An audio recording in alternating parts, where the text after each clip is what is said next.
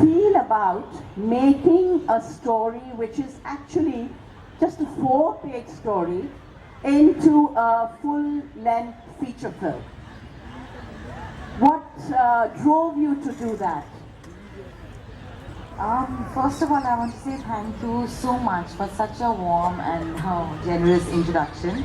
And I'm so happy to be here. It's the first time that I'm attending this literary festival, and so heartening to see so many of you here. And I believe it's been a great success and very well attended. And so happy that so many of you have watched the film. As Renu Mashi said, she's seen Death in the Ganges is a 4-page short story. Even though it's a 4-page short story, I think for me it kind of encapsulates my childhood in many ways. It encapsulates an era that has gone by. I never read it as a short story. You see, I only heard it told. I had heard the story told again and again by my father. He's a wonderful storyteller, and he tells very warm and funny stories, and some of them sometimes are slightly creepy or chilling, and he likes to scare me and scare himself also. So he tells these stories, and because my mother used to own this house in McCluskeyganj, and because they used to go very often, I've heard a lot of stories from that time. Various anecdotes, family anecdotes, and so it's not just a 4-page short story to me.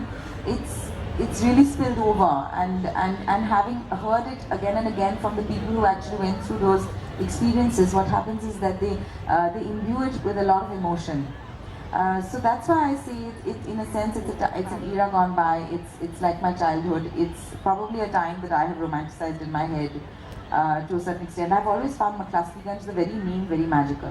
One of my earliest memories of McCluskeyganj is being woken up at 4 in the morning by my mother saying, "Utho, utho, konkona, McCluskeyganj jate hobe."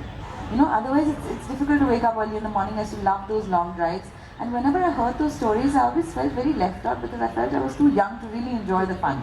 I mean, I've seen photographs of you guys and others over there, and I've heard such wonderful stories, and I've always felt that I really couldn't participate.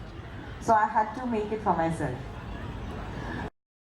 This story actually fascinated me for a long time. A little bit about the story, Okay. for those who may not. Yeah, I just don't want to focus too much on the real life incidents because there were so many of them involved, and I've fictionalized so much of it, and I have brought my own experiences and my own memories into it so much that it's not really exactly that story anymore. I've taken a lot of liberties.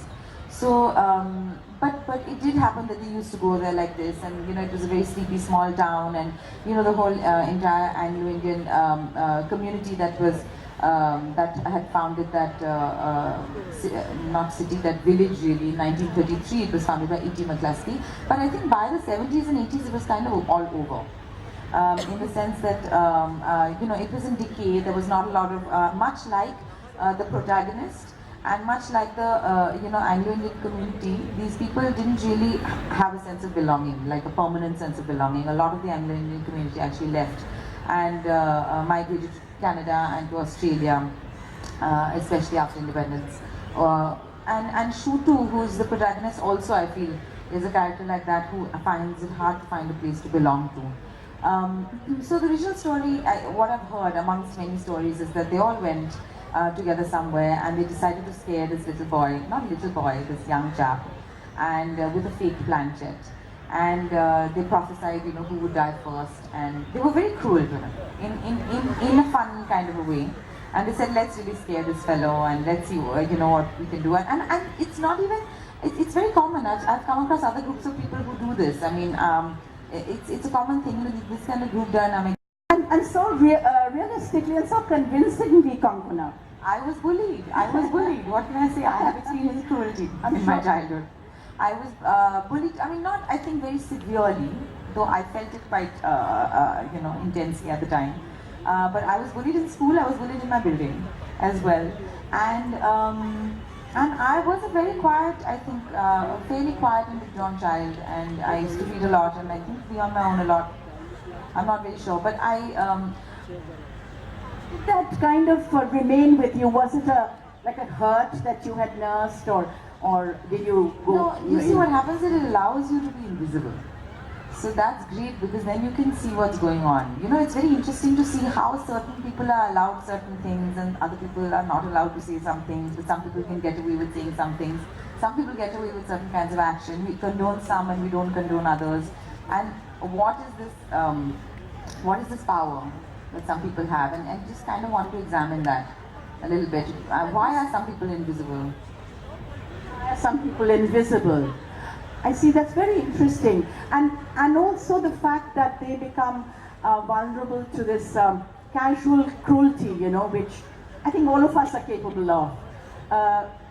Do you talk about casual cruelty? I mean, Yeah. I think it's something that It's very scary because it's kind of a half joke, you know what I mean? But feelings, I think, can often we don't realize how much they affect other people's lives and how other people are affected by our actions and our behavior.